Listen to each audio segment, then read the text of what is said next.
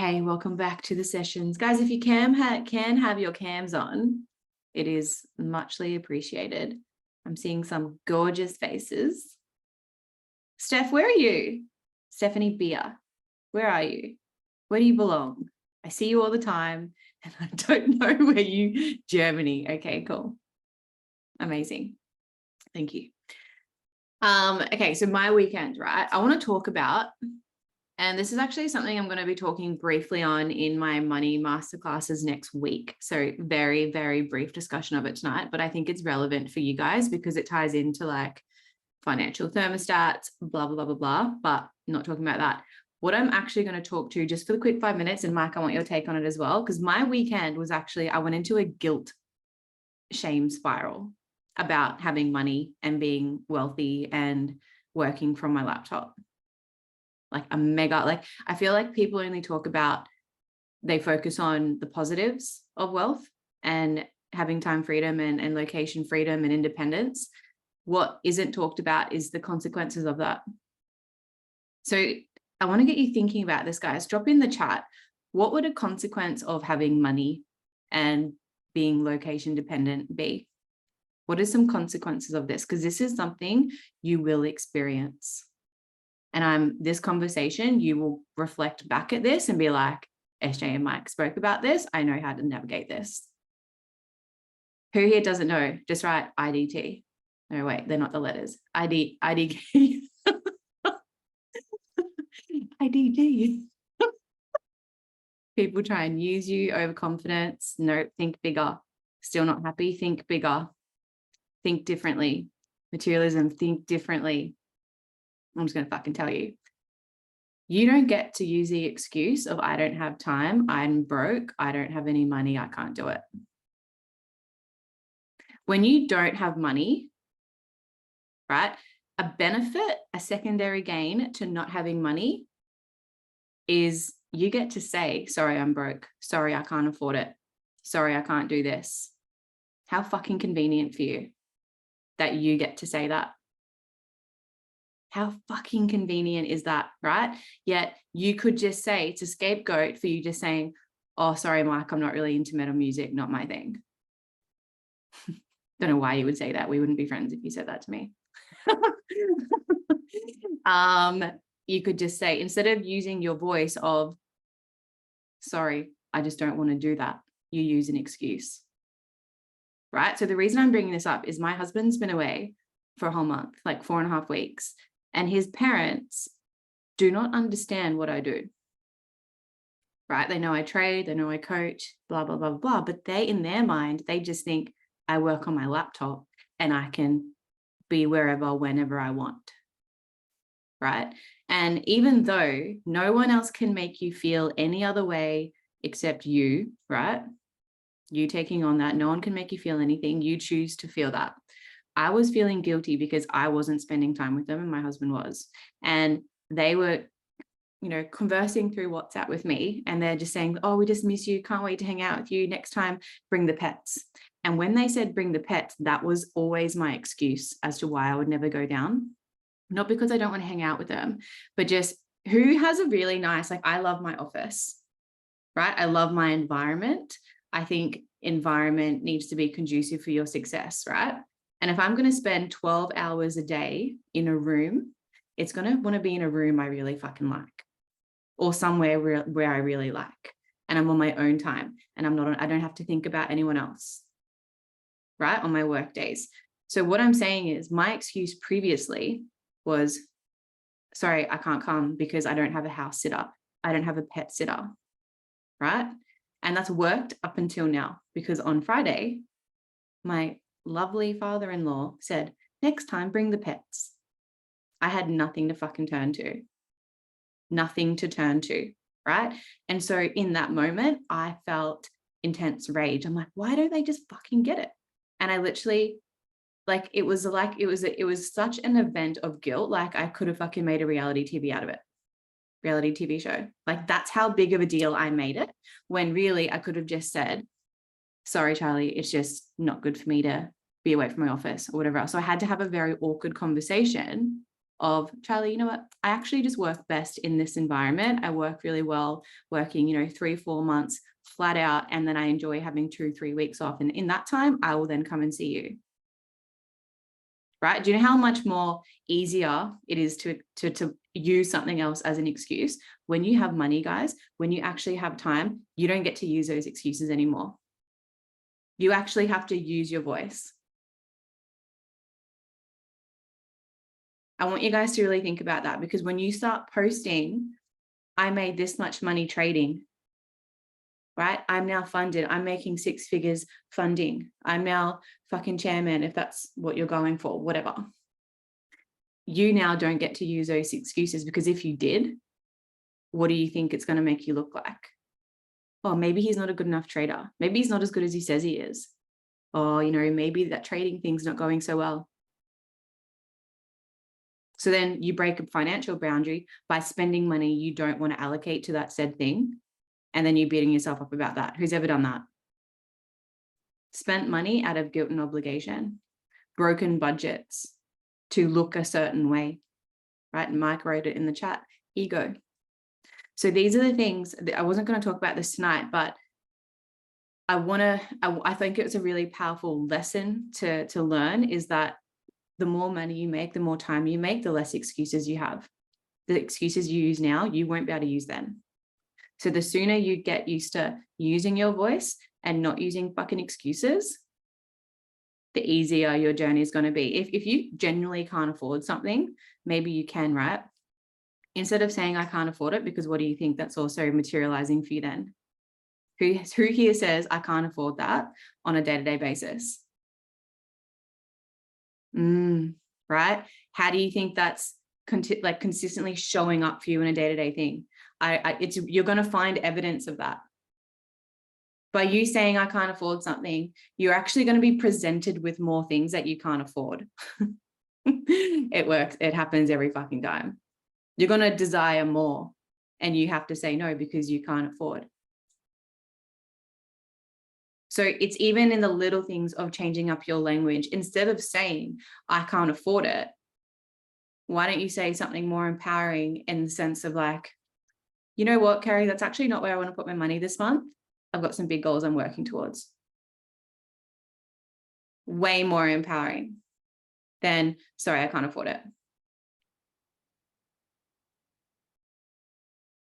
Mike, do you have anything to add to that?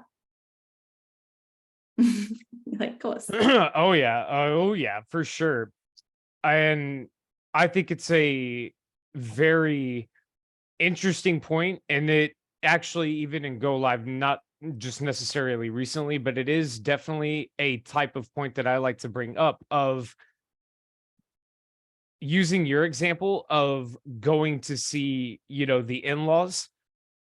What it is, in my opinion, because I do it as well, and to resonate to that idea, the comfort zone.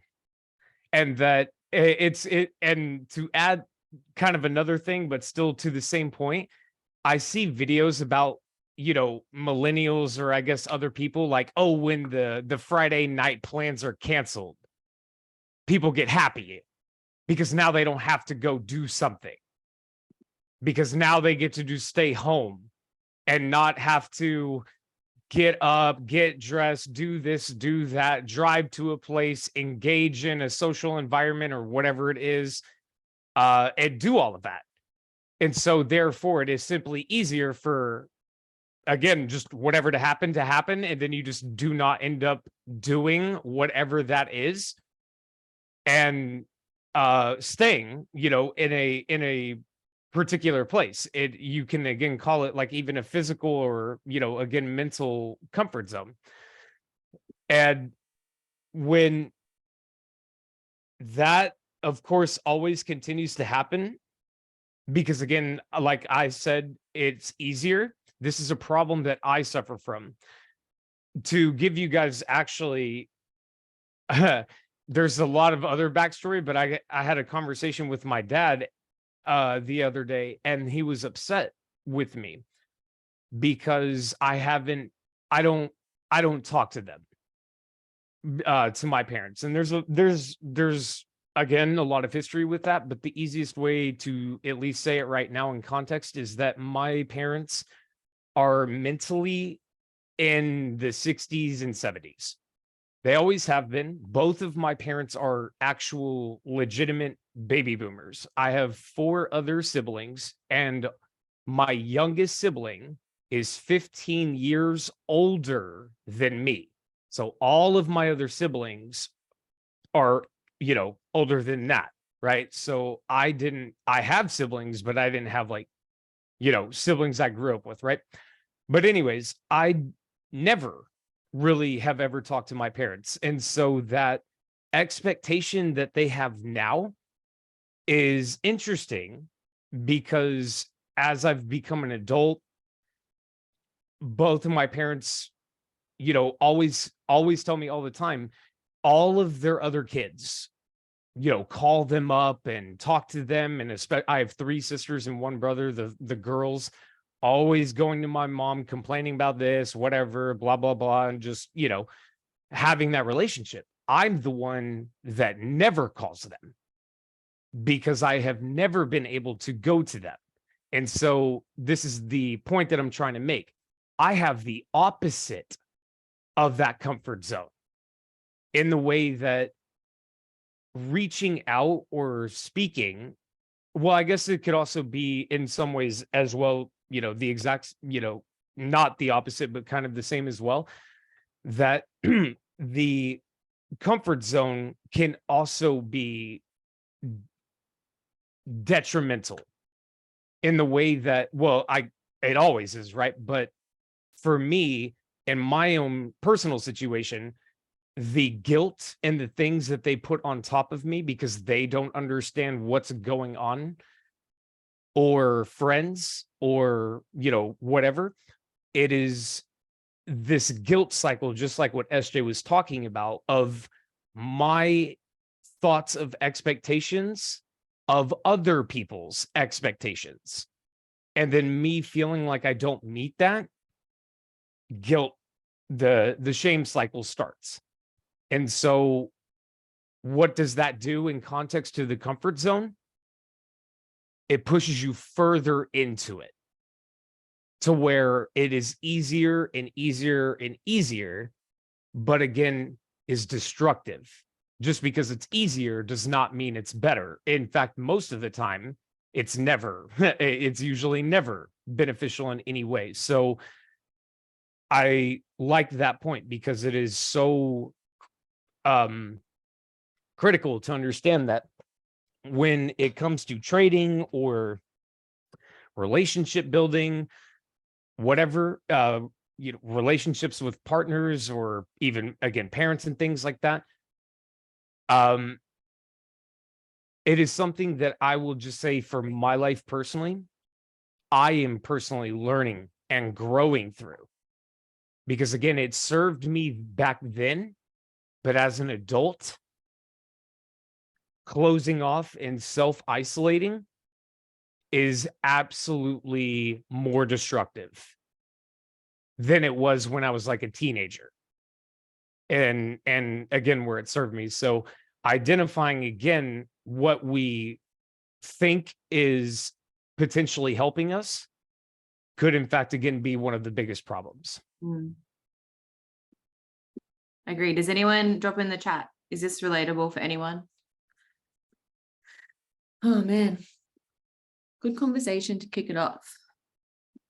Well, as promised in the Discord, let me just share a couple of things. I created this. Now, this is only going out to the 29 people on this call. I'm not posting this anywhere. Can you see this Word document? Yep. Yeah. So I know we've got our Notion journals. I'm not posting this anywhere. So if you're on this call, like I said, you guys are the only ones getting this.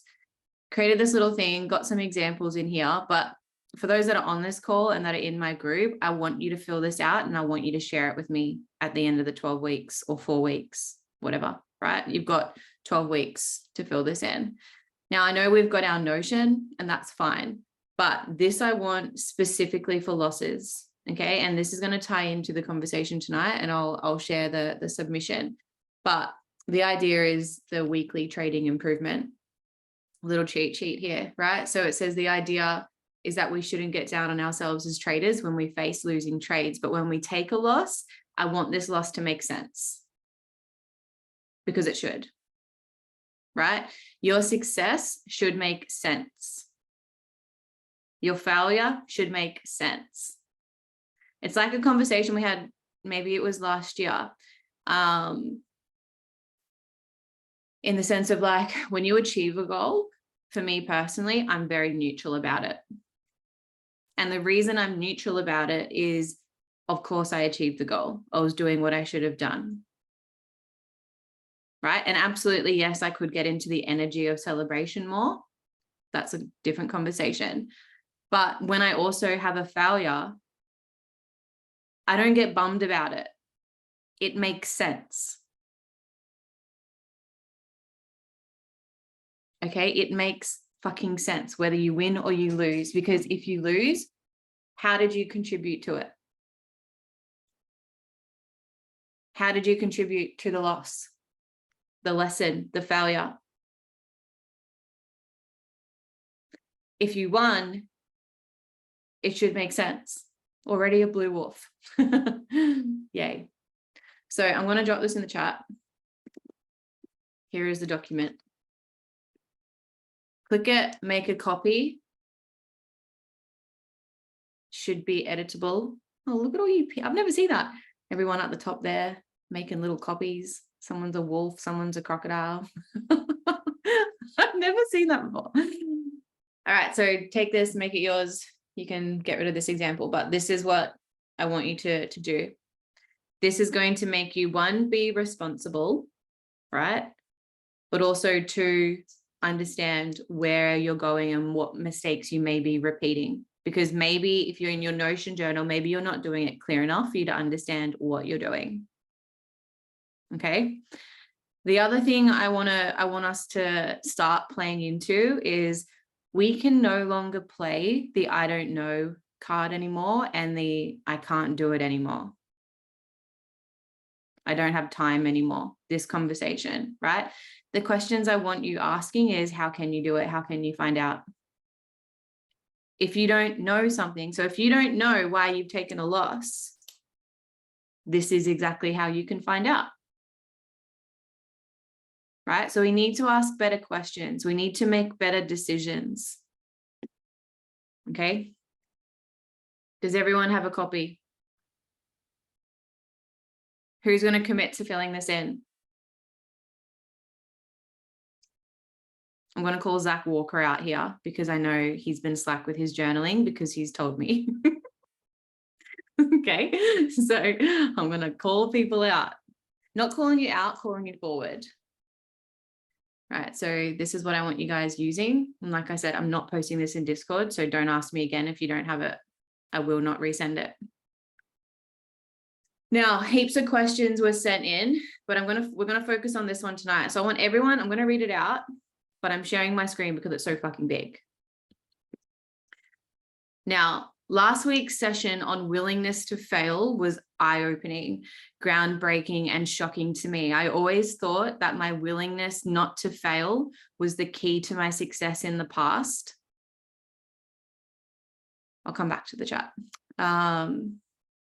Was the key to my success in the past, but I not once ever thought how it could be holding me back from achieving the success that I now want.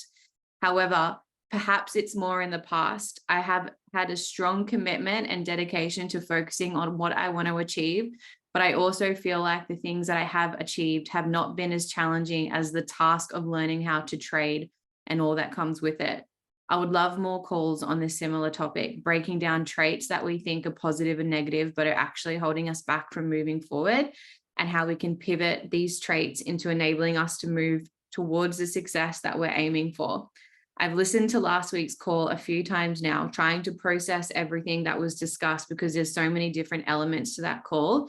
But I think what I have really taken away from the call for me personally is there is no longer a difference between what my idea of what focus, determination, and commitment is to what I now see as failure, to see failure as. All four can be my key to growth, but also what holds me back from moving forward, not only with my trading, but also with as a person? You ever like read out loud and then realize you can't read and you're like maybe dyslexic? Because same. I think the topic that I would like to see covered in a Wednesday night call is around how our beliefs, what we thought we knew about society. Mike's going to fucking get a stiffy over this sentence. I know it. Do you call them stiffies in America? No. You know what I'm Y'all talking have an entire dictionary. No, I don't. Boner. Oh, yeah, oh yeah. You said that to me before. Y'all have there's an Australian dictionary of yeah. This is a good question. There's a lot to unpack with this. Yeah. Anyway, back to my inappropriateness. Wednesday night call around how I believe society, politics, economics, etc., are challenged and sometimes completely turned upside down when you start and really get involved with the world of learning how to trade.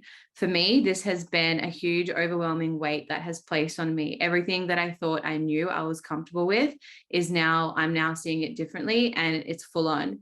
It makes me question how I want to raise my children, what I want to be exposed to and what not to be exposed to them, and how I am as a person, almost like an identity crisis. I need to find ways to somehow separate the two. One, being more of a critical thinker of our society, and two, focus on studying the charts, because currently the overwhelmingness of everything that I'm learning is what I see when I look at the charts, not price action.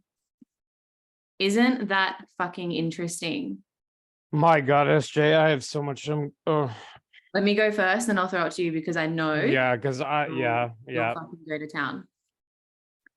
So for me, I've got the question over here. I'm just looking at it, and it's so fucking. There's so many great topics that were sent in, like 19 of them. So we'll slowly work through these through the week. Actually, what I'll do with as well, I will send you all, for those that get on this regularly, this is the submission form. If you would like a topic discussed, please submit that and put your name. Or if you don't want your name, it's anonymous, whatever. But this dings on one of what I personally consider to absolutely, and I love the way, this is why I'm so excited, because that's what I call, well, I mean, it's a huge question, but within that, there is one of the absolute right questions. right. Meaning, in my opinion, they're on it. They're Right. Yeah. I'm sorry. Go ahead. My response to, so this is Nat, one of our, you've seen her journal. She journals phenomenally. She's a fucking beast. But the concept I want to kick off originally is around the process, right? But rather you being the process, not trading being the focus here. Okay. Because I want you to think about your life before trading, before you even knew about it, right? Drop it in the chat. What was it like? What was life like for you before trading, before you knew about it, before you knew what was possible, all the things? Okay. Drop it in the chat, couple words. And I also want you to think, I'm not going to wait. I want you to think where you are today, right? What are some things you know about yourself that you didn't know before trading? Right? Fucking hard mentality, never so driven about anything else. No idea, feels like a lifetime, the grind. Yeah, it is sometimes hard to remember what life was like. For me, it was just normal, boring, went to my job, went home, fucking watched telly, went to the pub on the weekends, got fucking on drugs, whatever. That was my life. That was my life. Okay. So I want you to think where you are today. What is something you know about yourself that you didn't know before, right? You don't have to just write this down and answer it, because I promise you there's power in these reflections. What are some things you now know about the world that you didn't want to know, right?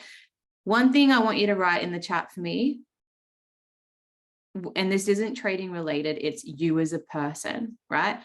What are you most proud of when it comes to yourself? Pop it in the chat. I'm going to give you 30 seconds. Drop in the chat. What are you most proud of when it comes to yourself? Intellect. You are a smart man. Jason, up for the challenge. My heart, my way of thinking. Just joking. Perseverance. Up for new experiences. Resilience. That you are, B. Anyone else? What are you most proud of? I love sharing my abundance with others. That's nice. Okay. I want you to think of something you're good at that's not necessarily a trait, but just something you developed over time. Like maybe it's a skill, right? A skill, like a life skill, just like maybe you're good at fucking juggling. I don't know, like what, you get the picture. Juggling, it could be, deadlifting, proper form, whatever, fucking cooking, right? Drop it in the chat. What is something you're good at? Reversing a trailer. Facts. Connect with others, talk. No, Nani, deep. It's like something tangible. Something tangible. Anyway, I'll keep going. You guys get the picture. Like it's something a skill you've developed over time.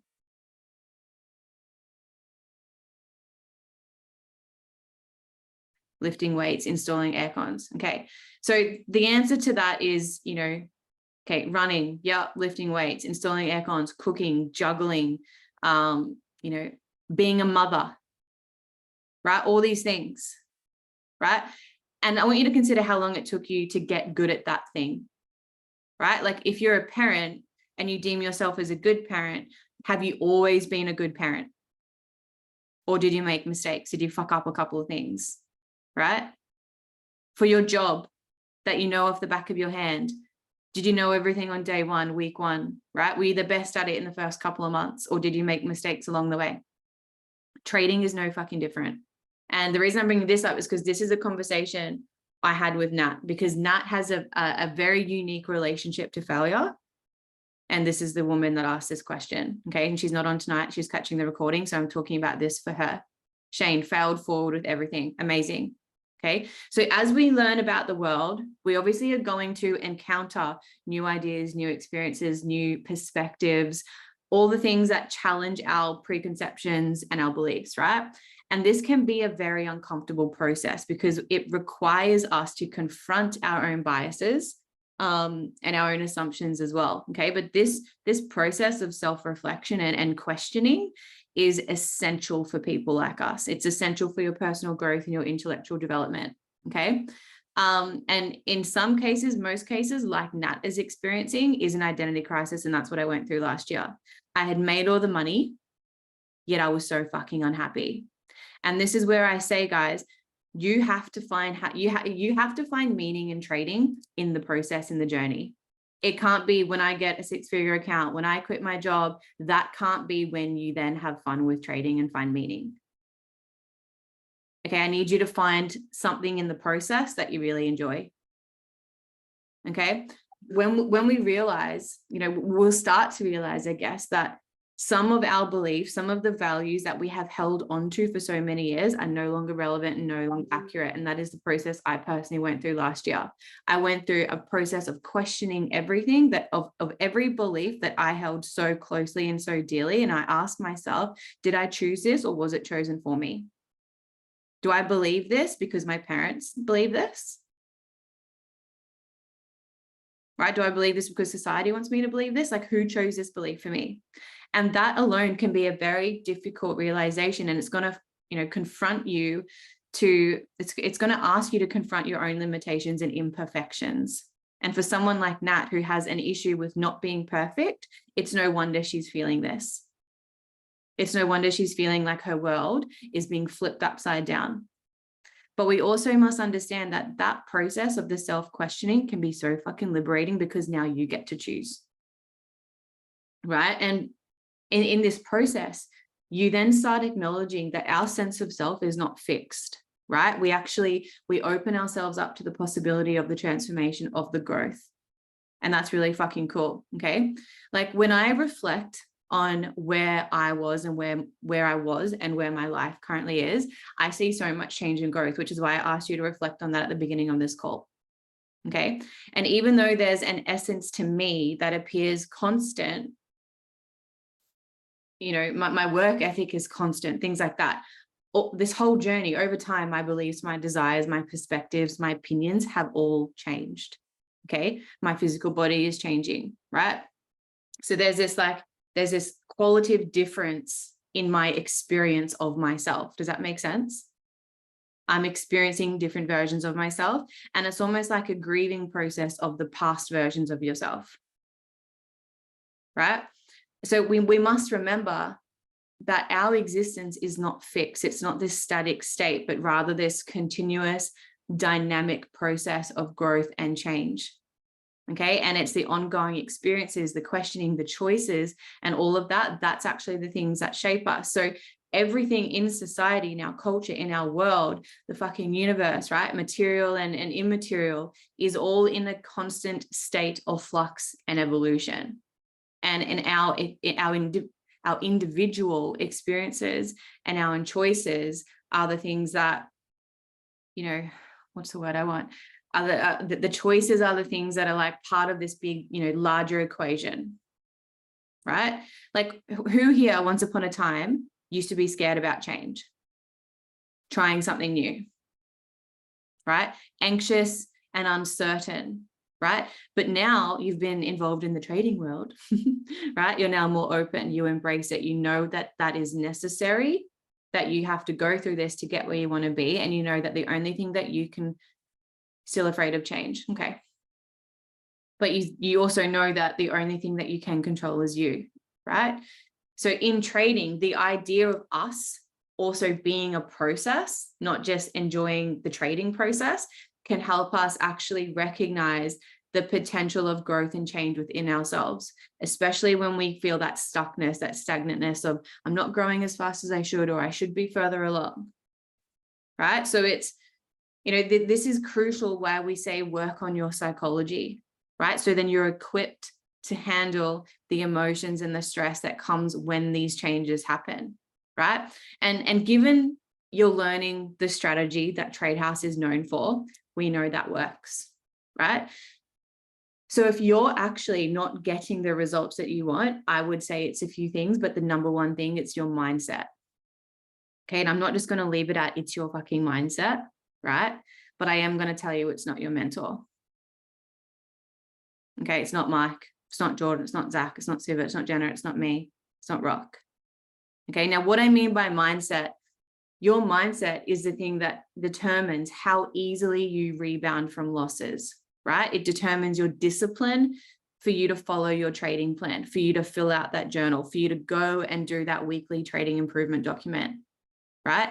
It determines how long you will persevere in this field of trading until you figure it out and you become consistently profitable, right? It determines the number of strategies you hop from before you find the right one. And lucky for you, most of you have started with Tradehouse. Fucking lucky you. Because people like Mike and I have been through about 10,000. Right? It'll determine if you can be bothered doing what's necessary to succeed, which is then what makes your success make sense, right? It determines your level of commitment, right? It determines if you babysit trades.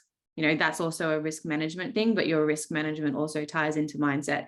But the point here is that we may not always be fully aware of why we're doing the things we're doing, because our subconscious programming is the thing that's determining our everyday lives, right? Regardless of if we know that or not. I'm pretty sure we all know that. So I want you to take a step back when you're on the charts and ask yourself why you do the things that you do. Why am I taking profits too early? Why am I revenge trading, right? Why do I seem to make the same mistake over and over and over again? Right? There's this, what's his name? Famous poker guy, Stu something. He says, at the table, you are your own worst enemy. He's like the number one poker guy, right? He says, at the table, you are your own worst enemy. On the charts, it's exactly the same deal, right? Everyone's looking for the Holy Grail, but you are the Holy Grail. You are the Holy Grail, right? And at the same time, you are also the one that keeps you from becoming your own holy grail. Right? So you're your own worst poker enemy, right? I think that's a book. You're your own worst. That's just unlocked fucking a memory from like yonder. Can someone Google that? I think it's a book. I think it's a book that I got that quote from. Right. So before I hand it over to Mike, let's have a look at there's so many things to unpack in this question. And I have a feeling I know what Mike's going to focus on, which is why I'm speaking to the rest. Let's look at two main reasons why we self-sabotage ourselves, right? We're thinking about traits, what we see as failures and not. It really comes down to two things, and so many things fall into this category: unrealistic expectations and no work-life balance. What I mean by that is these two are the mother of all psychological issues that you have in trading: impatience, anger, frustration, fear, anxiety, greed. They all stem from unrealistic expectations and a shitty fucking mindset, right? The unreal expectations is the $1 million a month, the $1 million a year, quit your job after 6 months, etc. Right? Yes, the goal is to make money, but your number one rule in trading is risk management, right? Right? So if we want to look at those emotions, impatience, right?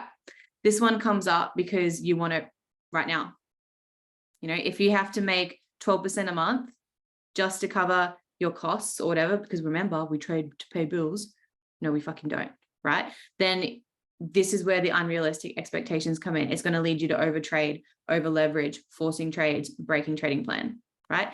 Anger is also a result of the unrealistic expectations and the no work-life balance. Okay, because if all of your satisfaction or all of your self-worth as a human is being derived from your results in trading, you will be on a constant roller coaster headed straight for fucking trading hell. Right? This is what I mean when I say you need to find meaning in trading. That's not about money. Okay, you need to find other things outside of trading. Like for Mike, it's music. For me, it's music. For me, it's the gym, whatever else. You know, finally gotten over my gym stuff and I'm like feeling back home there. But you need to find other things outside of trading to satisfy your need for achievements. Does that make sense? Right? Frustration. Okay. You will get this even when you're profitable. Okay. Because even though you're better than fucking 98% because you're learning the Tradehouse way, you're never going to be satisfied because you cannot reach your monetary goals because they're unrealistically set too high. That's then going to lead to frustration. That's then going to lead to you losing everything you've ever made on that one dumb trade that you know you shouldn't have taken. Right? Fear and anxiety. This will get the best of you because once you hit that inevitable losing streak, which is perfectly fucking normal in trading, we are in the game of probabilities, you then become worried about putting on another trade because you think it's going to take out all the ones that you've just lost. Oh, you've just won. Who here has experienced that? Right? So this fear then comes from not understanding the expected value, I guess, and not having a long-term view of things. It's not understanding that you could be a dead shit on the chart 60% of the time and be very profitable because of how we trade, right? Greed. This also stems from unrealistic expectations towards your trading, right? Because this then causes you to take on too many positions, too big of a position, holding them for too long, removing stop losses, removing take profits, whatever, right? And a bad work-life balance happens when your happiness is derived from how much money you have in your bank account. Okay. So the thing is with the mind is that most people are controlled by it. Okay. Remember, it is this thing up here that tells us what to think, when to eat, when to sleep. Oh yeah, I'm tired, right? When to be happy, when to be sad. We're literally, it's like a ping pong ball of our subconscious. But I need you to always remember that we do have the power over our thoughts and our emotions. We have the power over our mind to make it work for us instead of it being against us. But this is where the mental strength, the mental resilience, the mental toughness of trading comes into play. And this is why so many people don't see this out, because they do not have that strength, right? Therefore, they are not aware of how they're actually manipulating themselves through self-sabotage. Am I making sense? Okay. Obviously, in trading, there's so many things we can't control. There's so many things we actually can control, right? We went over that last week. But we have to focus on the things we can control in order to create this edge for ourselves, right? So if you can control how you feel about your trading by letting go of all the unreal expectations, seeing things for what they are, and creating this, like, I don't know, positive mental framework around your trading, then why wouldn't we do that? Why would we give up our power and blame the market for our progress, right? Or would we rather keep feeling frustrated, angry, depressed, lost, disappointed, right? Or do you want to shift your mindset, shift your focus to a more healthy process of learning, improving, praising yourself for good work? It's up to you. Okay, that's where the understanding of you being a process, as well as trading being a process, comes into play, because your mind will keep you losing if you fail to grasp this. Mikey. Can you pull the question back up on the screen just for context? Real quick. I almost clicked end call. Can you imagine? It was like just picking the browser. Okay.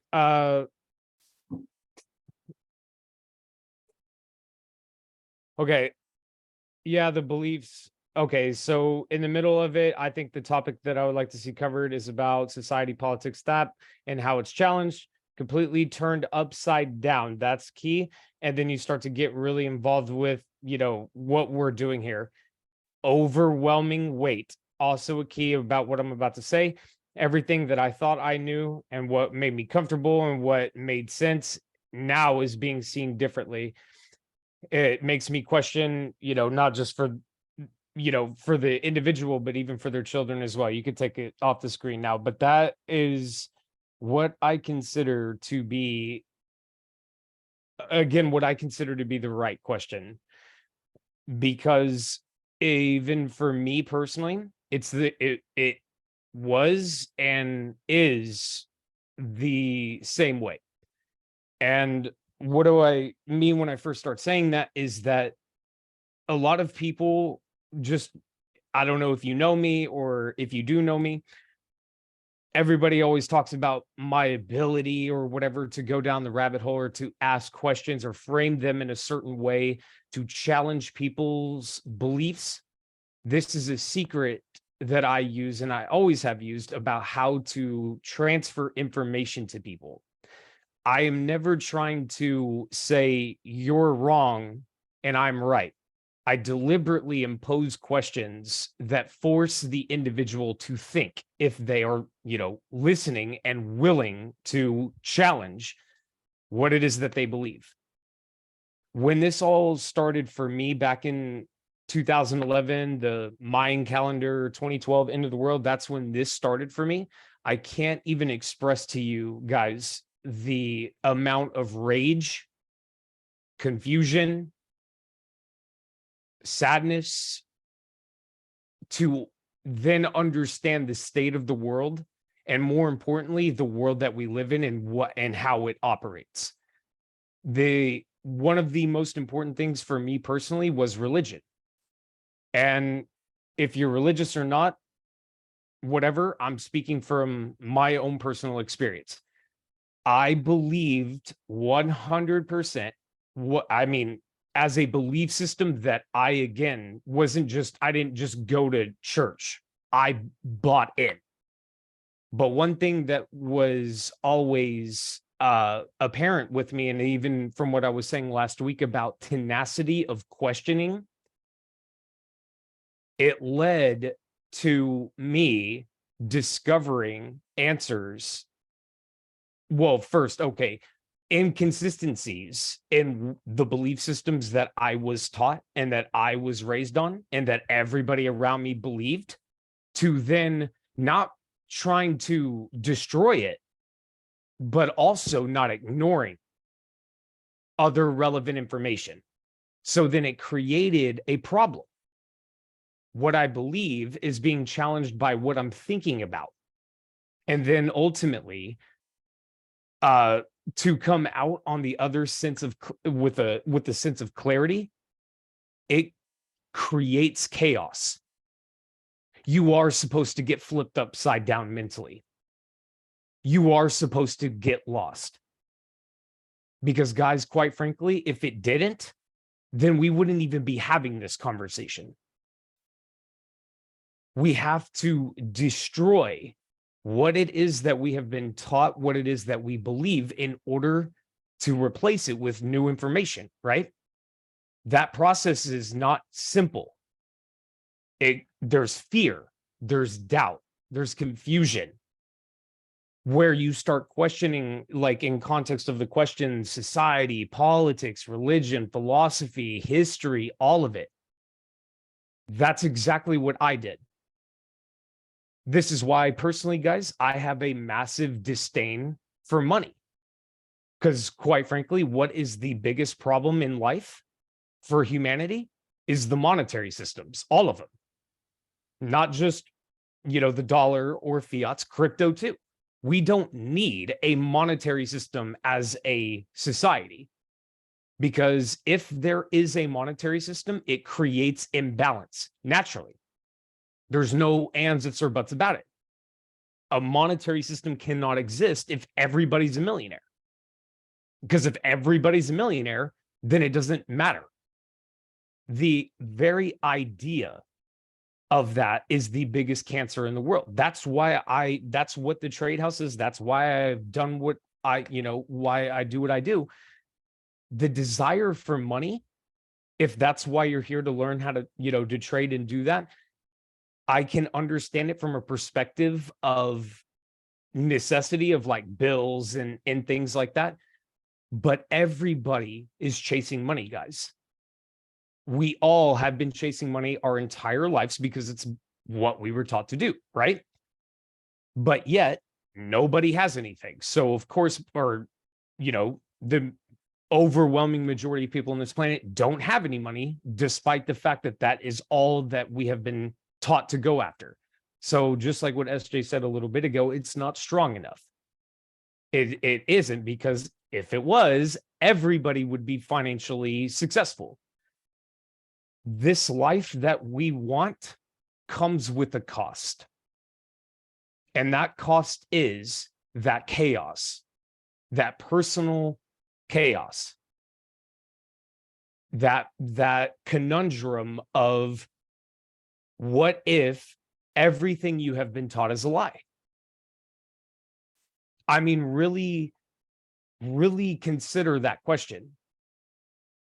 Because again, first of all, if that wasn't true, then we wouldn't even need to be on this session, right? We would already have the correct answers. This wouldn't even be an issue. So by definition, there has to be a problem with what it is that we have been taught.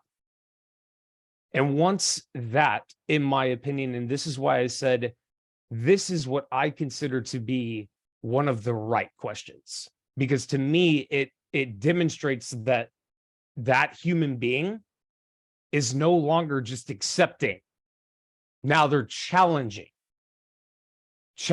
in a healthy way, not to argue, not to, try to do this or that, but to genuinely allow information that is challenging to what it is that we currently believe, regardless of whatever topic it is. But more importantly, to the more personal topics like people's views on politics and is abortion good or bad, or religion, or, again, the more personal things. When we can be genuine with ourselves, then we allow ourselves to invite challenge, or I won't say challenge, I'll say scrutiny. Because if we do not hold beliefs to scrutiny, then you just accept whatever it is that you've been taught as fact. That is the problem. That's what has happened to put all of us in the situation that we are in, because we were never taught to challenge it. Now, just in again, like in context of that question, that's why I say the human being is now thinking. You're no longer just submitting. Now you're challenging things. Who we are is determined by those scars that we carry. And this is why I speak the way that I do. This is the reason why, if you've ever been on a Go Live session of mine and I bring up the music industry, or I bring up Hollywood, or I bring up the energy industry, or what really is going on, I'm not doing that for no reason. I do it deliberately to demonstrate a problem. And if the other person on the other side is listening, this is not me saying, look at the right information of mine. Look at me and how smart I am or whatever. That's not what I remove myself, because what I do is encourage a question that leads to more questions, that then leads to chaos, that then leads to clarity. Change is difficult because, change, all of it absolutely is uncomfortable. And that's why, again, most people don't go through it, because if you are religious or not, let me put it this way, because religion was one of the biggest things for me. If you do believe in God or Allah or whatever, for a moment, accept the fact that it is absolutely 100% not true, and you are standing within that belief. If you don't believe in God or any of that, imagine for a moment that you're wrong, and there is. Stand on the other side of whatever opinion you have deliberately, and try to, again, be uncomfortable. Whether you are a Democrat, for example, imagine being a Republican, or the Republican side is right. Or if you're a Republican, imagine that the Democratic side is right. The exact opposite of what you believe, to challenge in a healthy way the beliefs. It courts chaos. It courts problems. It courts disruption. It creates a metamorphosis. That's what it does. It has to happen. And that's the point that I really just wanted to hammer down. It is necessary. It is a non-negotiable. Because again, if it was negotiable, then we wouldn't even need to have this conversation. I would assume a lot of people in here understand the public education system. It deliberately teaches lies, because it is a curriculum that is created to teach a particular viewpoint on purpose.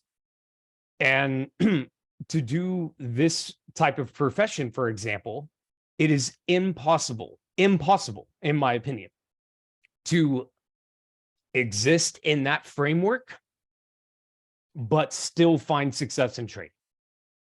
In my opinion, it is utterly impossible. You can't not know what is going on and somehow participate in the world financial markets like this and operate, I guess, for lack of a better term, with the sheep mentality, move with what everybody else is doing, and again, find the results that we're looking for. It's just not that's just not how it works. This is why I speak the way that I do. This is why I get always the feedback of all of these little cliche titles of rabbit hole, or just all of that stuff. I don't care about the titles or anything. I do it because that's what I did to myself.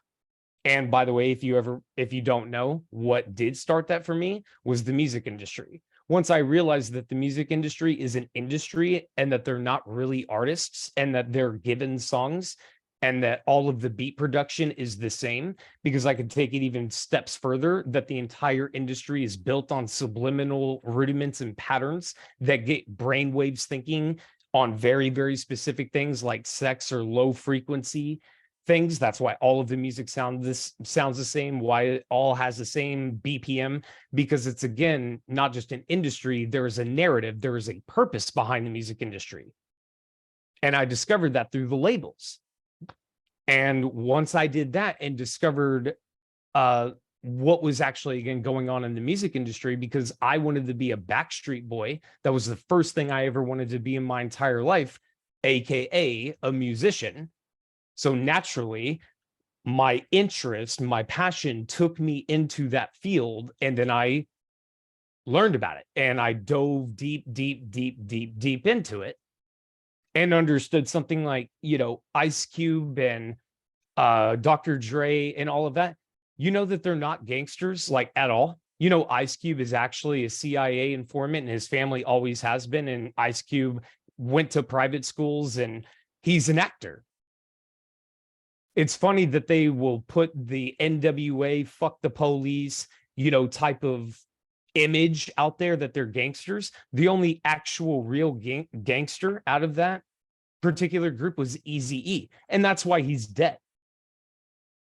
But that's why you see Snoop Dogg on cooking shows with Martha Stewart. That's why you see Ice Cube playing police officers in all of his movie roles. Because guys, it goes so far. And then once you start putting these pieces together, quite frankly, your approach changes in life. Then you're no longer in that frame of mind, so to speak, that, to use, a really crude metaphor to follow up from what I've just said, people think that Snoop Dogg is a gangster. People think Ice Cube is a gangster. They're actors. It is a image that was created to do what? In the United States, I don't know exactly how far out there, but down here, it created the problems and all of the belief systems of, like, fuck the police.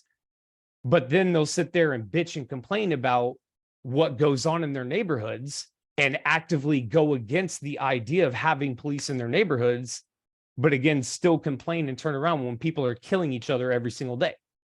When in fact, again, they are literally advocating for the very solution they desire. Do you guys understand what I'm saying? This is just one example. I could go for the next 12 hours on this. Once you start doing that and allowing this metamorphosis to start happening, you start seeing through the bullshit. You start seeing through the masquerade. You start understanding the language of the universe that they use. You start understanding the narratives. And if you, without me, of course, showing you any of this, I don't want you to take my word for it. Again, here's one of those questions that I was talking about. If you were them, if you were these people that I'm speaking of, wouldn't you do this? Wouldn't you do that? Don't use your morality. Don't put you, if you were them and your entire idea was about how to control and dominate the world, wouldn't you create an Ice Cube? Wouldn't you create a Dr. Dre? They're geniuses. That's what we're dealing with. Because if I were them, and if I can, think of ideas like this, and if I were them, you bet your ass I'm doing this. So why would I ever put it past them? Because guess what? They weren't taught the bullshit that we're taught. Imagine if you didn't have to unlearn all of this bullshit that we have been taught. Mike, Imagine. Can I ask the question here? Yeah. Interrupt you. I'm just reading Nani's comment where she said, questioning all of this creates so much trust issues here. If everything is a lie, how and what do I believe? Now, my interpretation of what Mike is saying here is more so, it's like, I don't think it's it's not maybe the most accurate thing to say everything is a lie. I think what would be what Mike is saying is, it's true that misinformation and deception exists, right? And that not all information out there is reliable information to us. So don't get that misconstrued. That's my interpretation of what you're saying, Mike. Yes, because if there's lies, there is also truths. Yeah. So it's not that everything is a lie and you're not to, fuck everyone, instead of fuck the police, it's, fuck everyone, because everyone lies. That's the thing that I see. I don't know who said it originally, but Alex Morton says it all the time. Men lie, women lie, numbers don't. It's like, I actually hate that. It triggers the shit out of me. But it's more of a sense of, it's just important to be discerning and cautious when it comes to the information that we consume. Don't like say word for word, fuck everyone, in terms of like what Mike's saying. That's my generous interpretation, to clarify that if anyone's like spiraling right now. Well, hopefully you are, because when I say everything, I mean everything that we were taught, not the things that have been kept away from us. That's where the distinction comes from. Because with that context of the word everything, yeah, sure, it's not, I mean, like, we obviously learned, for example, 1 + 1 = 2, right? So everything is not technically correct, but it's, I guess, more of a just an endearing term, if anything. But the clarity that comes from the other side of it is what we don't, not we, but what most people don't end up achieving, because of the path that it takes. You have to walk through hell, so to speak, because what Nani said in the second part of, if everything is a lie, how and what do I believe? That's rage for me. I went through that phase, because let me also be clear with that. That's what I'm talking about. When you don't know what to believe and you're lost. You're lost. And there's frustration, there's anger. That's where a lot of that comes from. Where I thought things were a certain way, but to then find out that not only is it not that way, it is the 100% 180 the other way. And then what the hell do you do with that? Right? It's like when your entire belief system just gets completely contradicted. And if the person is genuinely listening, they're like, oh shit. Like, that's what I'm talking about. But that's why I said that I love that part of that question, because that's the right question. That tells me again that any human being that is going through that is in that or either in it or about to start it.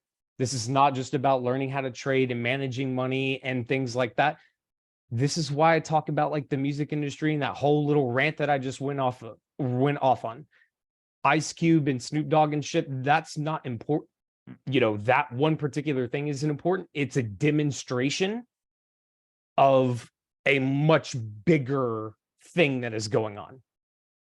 And I could do it over and over and over and over with different things. That's the point. And so I encourage everybody to not be in fear of that. And the word is cognitive dissonance. If you don't know what that is, cognitive dissonance is a self-protection function that our brains have, that when new information completely negates or contradicts what we currently believe, the brain will just like, nope, not doing that, out of fear. And that is a defense mechanism. Again, it's natural. We all do it. We have done it. we will always continue to. It's a primitive function of the brain.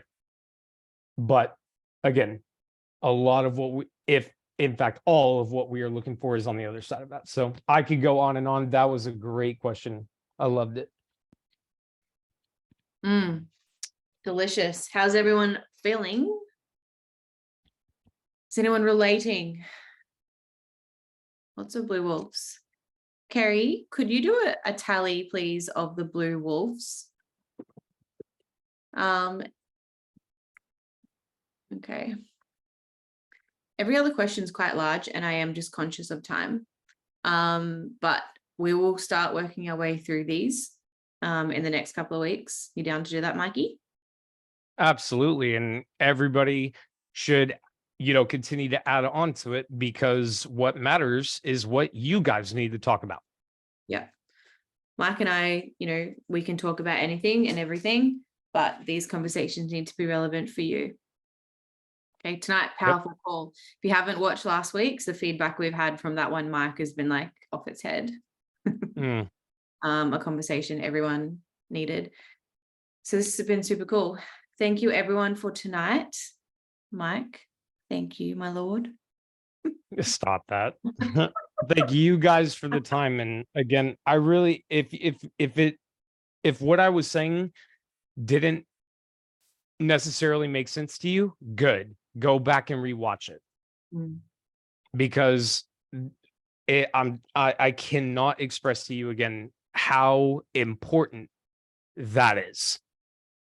That's where evolution happens for humans. I'm telling you, that's what changed me. So I can only speak from that personal experience. Amazing. Thank you, everyone. Have a wonderful day, you Americans, you Europeans, and us Aussies. Either happy trading sesh or go to bed. Get sleep. See you next week. Love you guys. Love you all. Thanks again, Mike.